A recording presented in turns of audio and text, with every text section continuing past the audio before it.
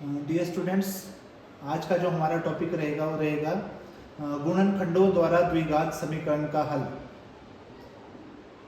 हमने जो आपकी अध्याय 2 है, यूनिट नंबर 2 है, उसमें सीखा है कि किस प्रकार से जो मध्य पद है उसको विभक्त करके, जो मिडिल टर्म है उसको स्प्लिट करके हम जो क्वाड्रेटिक पॉलिनोमियल है उसको फैक्टराइज करते हैं। जो द्विघात समीकरण है, द्विघात बहुपद है, उसके गुणनखंड ज्ञात करते हैं। यहाँ पे हम देखेंगे कि गुणनखंड विधि या मध्यपद विभक्त करके हम लोग जो दिया गया द्विघात समीकरण है उसका हल कैसे ज्ञात करेंगे या उसके मूल कैसे ज्ञात करेंगे। ठीक है, तो step by step, one by one हम पार्ट्स करेंगे इसके और देखेंगे कि किस प्रकार से द्विघात समीकरण का हल ज्ञात किया जाता है। चलिए शुरू करते हैं।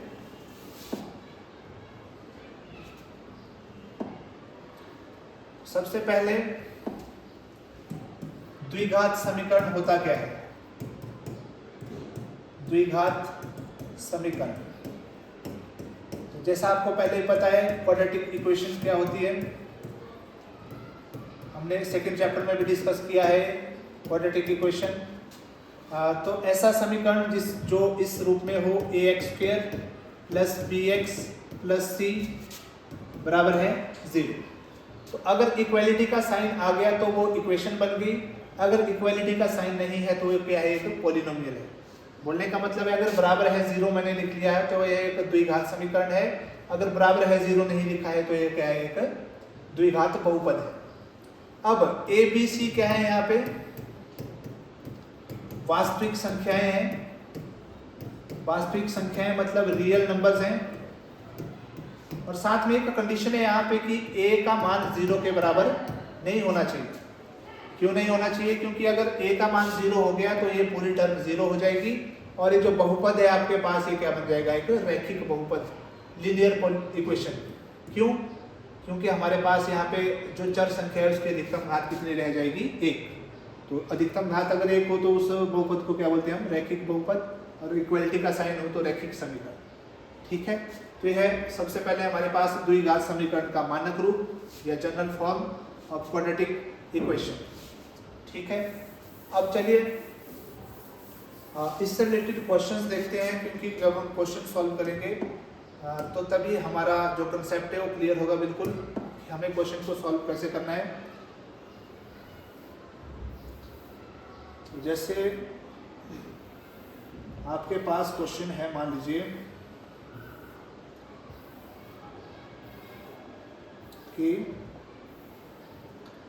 गुणनखंड विधि से निम्न द्विघात समीकरणों के मूल ज्ञात कीजिए। सबसे पहला क्वेश्चन है आपके पास x² minus 3x minus 10 is equal to 0, कि x की घात 2 माइनस 3x माइनस 10 बराबर है 0।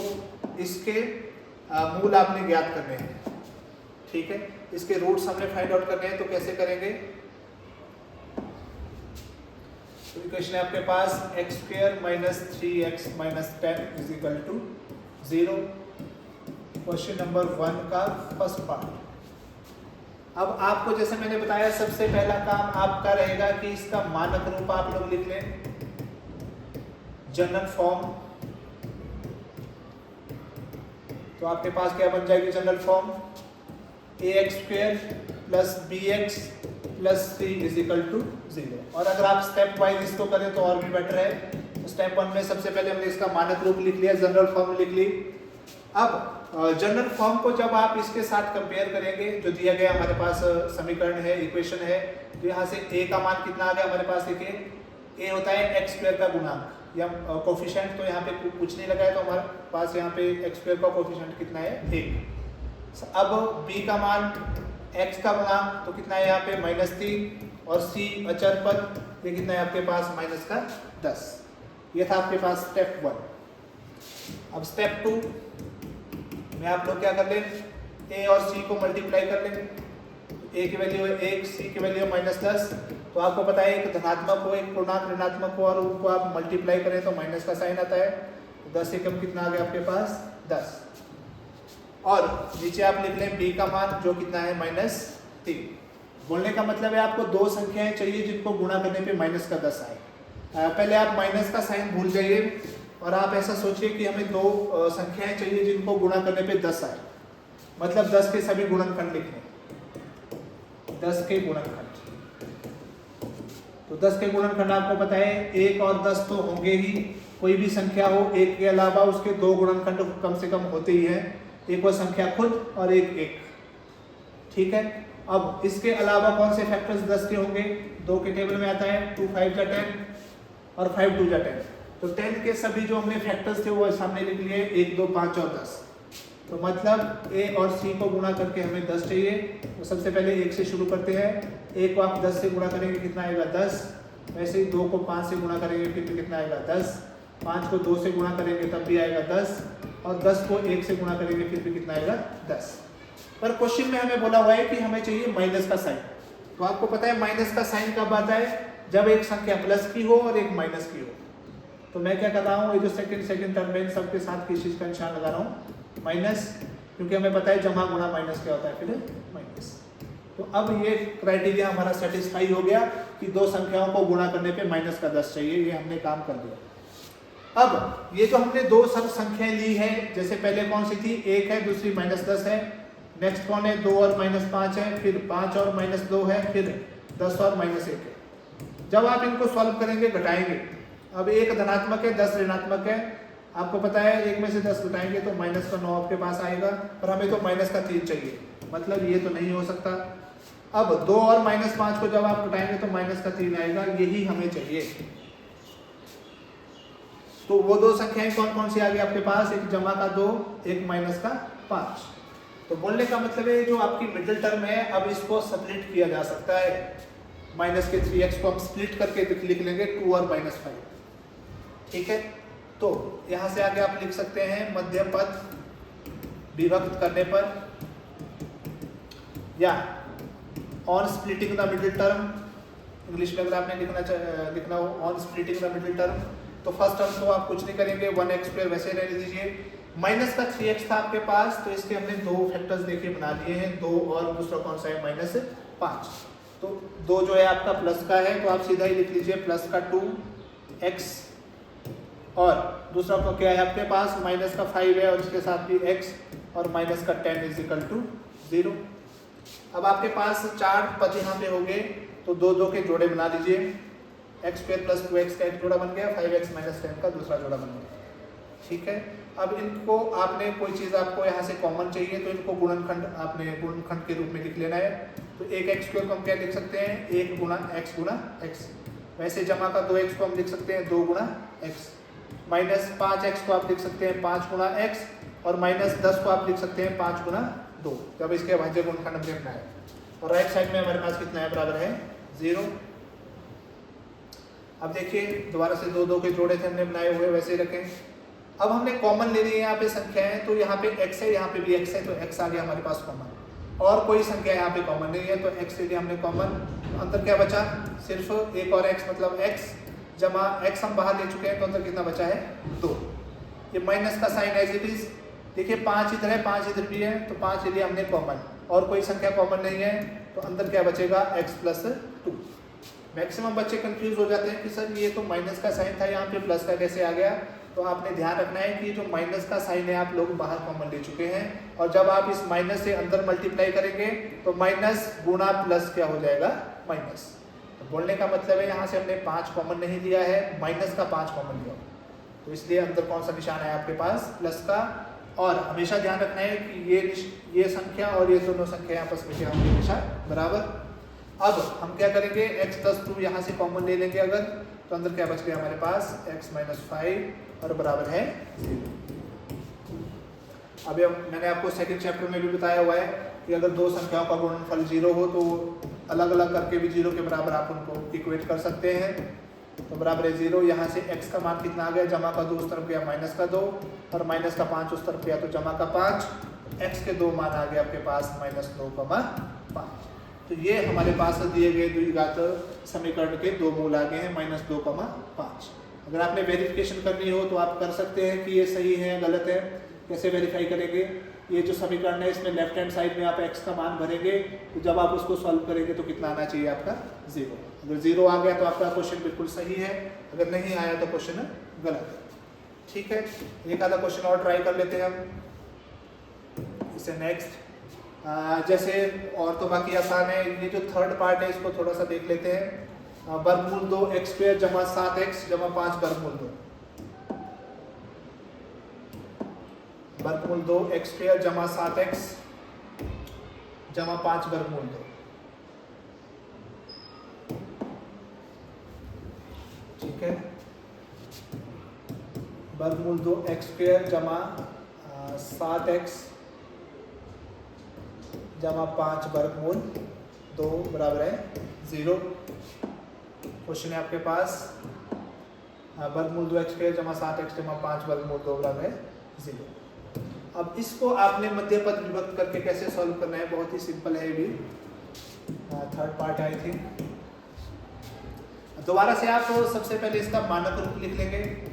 तो इसकी जनरल फॉर्म कौन सी है, तो क्या कि आपके पास द्विघात समीकरण की general form ax square plus bx plus c is equal to 0। और यहाँ a का मान कितना है, देखिए वर्गमूल 2, b का मान कितना है 7 और c का मान कितना है 5 वर्गमूल 2। स्टेप 1। स्टेप 2, a और c को गुणा कर लीजिए। a का मान है वर्गमूल 2 गुणा c का मान क्या है आपके पास 5 वर्गमूल 2। मैक्सिमम बच्चे यहाँ पे भी कंफ्यूज हो जाते हैं, तो सबसे पहले आपको सीखना पड़ेगा कि 5 वर्गमूल 2 का मतलब क्या है। तो इसका सिंपल सा मतलब है 5 गुणा वर्गमूल 2। तो इसको आप यहाँ पे ऐसे भी लिख सकते हैं 5 गुणा वर्गमूल 2। अब देखिए वर्गमूल 2 को हम 2 बार मल्टीप्लाई कर रहे हैं, वर्गमूल 2 गुणा वर्गमूल 2, तो क्या हो जाएगा वर्गमूल 2 की घात 2। स्क्वायर से रूट क्या होता है कैंसिल, तो क्या है हमारे पास सिर्फ 2। तो 2 multiplied by 5 that is equal to 10। तो a और c को जब हमने गुणा किया तो हमारे पास कितना आया 10 और b का मान हमारे पास कितना है यहाँ पे 7। अब सेम वही क्राइटेरिया हम यूज करेंगे कि दो संख्याओं को गुणा करके हमारे को 10 चाहिए, a और c को गुणा करके 10 आना चाहिए। तो आपको पहले भी आपने कर लिए हैं, 2 को 5 से गुणा करेंगे तब भी 10 आएगा, 5 को 2 से गुणा करेंगे तब भी 10 और 10 को 1 से गुणा करेंगे तब भी 10। अब दो संख्याएं हैं, पहली आपके पास 1 और 10 दोनों जमा किए तो कितना आएगा 11, पर हमें कितना चाहिए 7। तो ये तो नहीं हो सकते। अगला क्या है 5 जमा 2, तो ये कितना आ गया 7। ये चक्र है। तो जो मध्य पद के फैक्टर्स जब हम करेंगे मध्य पद को विभक्त करके, तो कौन कौन से हमारे पास 2 गुण घटाएंगे 5 और जमा का 2। चलिए करते हैं। मध्य पद विभक्त करने पर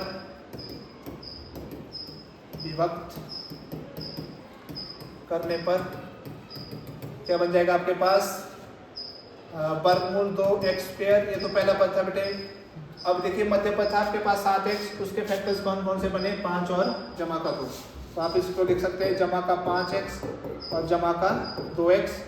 और तीसरा पद कौन सा था जमा का 5 वर्गमूल 2 बराबर है 0। अब दोबारा से वही क्राइटेरिया 2 के आप पेयर बना लीजिए, जोड़े बना लीजिए। अब देखिए कॉमन लेना यहाँ पे थोड़ा सा आपको टिपिकल लग सकता है, क्योंकि जिन बच्चों को वर्गमूल का ध्यान नहीं है उनको इसमें प्रॉब्लम आ सकती है। बाकियों के लिए कोई बिल्कुल आसान है। तो वर्गमूल 2 गुना x और 5x को हम लिख सकते हैं 5 गुना x। तो बन गया पहला जोड़ा जमा। यहाँ पे कॉमन लेने के लिए आपको पता है ये जो 2 है इसको हम ऐसा लिख सकते हैं वर्गमूल 2 का स्क्वायर और साथ में x जमा 5 वर्गमूल 2 बराबर है 0। और 5 वर्गमूल 2 को हम लिख सकते हैं 5 गुना वर्गमूल 2। अब आप पूछेंगे कि जो 2 है इसको हमने वर्गमूल 2 का स्क्वायर क्यों लिखा, क्योंकि आपको पता है जब हम वर्गमूल 2 का स्क्वायर करते हैं तो स्क्वायर से रूट क्या हो जाता है कैंसिल और हमारे पास क्या बचता है सिर्फ 2। तो यहाँ से वर्गमूल 2 को कॉमन लेने के लिए मैंने सारा काम किया हुआ है। तो चलिए यहाँ से अगर आप कॉमन लें तो x इधर भी x आ गया हमारे पास कॉमन, और अंदर क्या बचा आपके पास सिर्फ वर्गमूल 2x जमा 5 और प्लस का निशान है इट इज। यहाँ वर्गमूल 2 देखिए इधर भी है वर्गमूल 2 इधर भी है, वर्गमूल 2 ले लिया हमने कॉमन, तो अंदर क्या बचा दोबारा से वर्गमूल 2x जमा 5 बराबर है 0। देखिए वर्गमूल 2 की घात 2 का मतलब है वर्गमूल 2 को 2 बार गुणा करना। तो अगर एक घात मैं बाहर ले चुका हूँ तो एक घात अंदर बचेगी और साथ में x, और ये वर्गमूल 2 मैंने बाहर ले लिया इसलिए अंदर कितना बचा हमारे पास 5। अब वर्गमूल 2x जमा 5 यहाँ पे भी है, यहाँ पे भी ये आ गया आपके पास कॉमन। और कौन सा बचा आपके पास फिर दूसरा फैक्टर x प्लस वर्गमूल 2 बराबर है 0। अब दोबारा से दो संख्याओं को गुणा करने पे 0 आ रहा है, दो गुणनखंडों को, तो उनको आप अलग अलग करके भी 0 के बराबर इक्वेट कर सकते हैं। और x जमा वर्गमूल 2 बराबर है 0। यहाँ पे जब आप सॉल्व करेंगे तो वर्गमूल 2x जमा का 5 उस तरफ गया माइनस, और x का मान कितना आ गया -5 भाग वर्गमूल 2, और यहाँ से x का मान कितना आ गया माइनस का वर्गमूल 2। देयरफॉर जो दो मूल हमने ज्ञात किए कौन कौन से है, -5 बटे में वर्गमूल 2 और माइनस का वर्गमूल 2। ये थे आपके पास इसके दो मूल, ठीक है। अब और क्वेश्चन इसके, जैसे फर्स्ट क्वेश्चन है सिंपल है, सेकंड क्वेश्चन सॉरी सिंपल है, ये भी हो जाएगा आराम से। फोर्थ क्वेश्चन, यहाँ पे आपको पता है बटे में 8 है, बटे में जो संख्या है उनके गुणनखंड बनाना थोड़ी मुश्किल हो सकती है। हम लोग क्या काम करेंगे, सबसे पहले जो बटे में 8 है इसको खत्म करेंगे। तो मैं क्या करता हूँ, पूरे समीकरण को 8 से गुणा कर लेना है आपने सीधा, क्योंकि 8 से भाग हो रहा है, तो मैं क्या करूँगा पूरे समीकरण को 8 से गुणा कर लूँगा। गुणा करने पर तो क्या बन जाएगा, 2x² गुणा 8 माइनस x गुणा 8 जमा 1/8 गुणा 8 बराबर है उस तरफ क्या है 0 गुणा 8। तो इस 8 से 8 क्या हो जाएगा कैंसिल, 8 दूनी कितना बन जाएगा आपके पास 16x² माइनस 8x जमा 1 और 0 गुणा 8 बराबर है 0। तो ये आपके पास तो एक समीकरण बन जाएगा, इसको आप सॉल्व कर सकते हैं। वैसे fifth part 100x² minus 20x plus 1 is equal to 0, इसके भी आप फैक्टर्स बना सकते हैं, ऐसे ही जैसे हमने ये काम किया हुआ, ठीक है। साथ में थोड़ा सा देख लेते हैं एक आधा एग्जांपल भी हमारे पास, जहाँ पे हमारे पास वर्गमूल में संख्याएं दी हुई है। ये वाला cx² minus 2√x plus 2 is equal to 0, example number 5, इसके मूल आपने ज्ञात करना है, ठीक है। तो सेम यही प्रोसेस रहेगा आपके पास, दो संख्याओं को जब a और c को गुणा करेंगे तो 6 आएगा, ठीक है। तो दो संख्याओं को गुणा करने पे 6 आएगा जब आपके पास, अगर आप फैक्टराइज तरीके से करना चाहेंगे तो 1 और 6 को गुणा करेंगे 6 आएगा, 2 3 को गुणा करेंगे तब भी 6, 3 को 2 से गुणा करेंगे तब भी 6, और 6 कब कितना हो जाएगा 6। तो जब आप दोनों संख्याएं लेंगे, 1 6 को जमा करेंगे 7 आ जाएगा, 2 3 को जमा करेंगे 5, इधर भी 5 इधर भी 6, सॉरी 7, पर हमें चाहिए 2 वर्गमूल 6, इसलिए हम लोग क्या करेंगे यहाँ पे, आपको पता है 2 वर्गमूल 6 कैसे आएगा, जैसे वर्गमूल 6 में अगर हम वर्गमूल 6 जमा करेंगे तो कितना बन जाएगा 2 वर्गमूल 6, और वैसे ही वर्गमूल 6 और वर्गमूल 6 को अगर आप गुणा करेंगे तो कितना बन जाएगा वर्गमूल 6 का स्क्वायर से हम रूट कैंसिल हो जाएगा, और कितना बचेगा हमारे पास सिर्फ 6। तो ये आपके पास फैक्टर बनेंगे वर्गमूल 6 और वर्गमूल 6, ठीक है, जो मध्य पद को विभक्त करके यहाँ पे लिखे हुए, ठीक है। तो ये थोड़ा सा कॉन्ट्राडिक्शन है, थोड़ा सा मतलब कॉन्ट्राडिक्शन नहीं बोल सकते, थोड़ा सा जो हमने यूजुअली मेथड अप्लाई किया है उससे थोड़ा सा हटके, तो इस क्वेश्चन को भी आप ध्यानपूर्वक कर लें, क्योंकि एग्जाम्स की दृष्टि से ये भी बहुत इंपॉर्टेंट है, ठीक है। तो आज के लिए इतना ही काफ़ी है, धन्यवाद।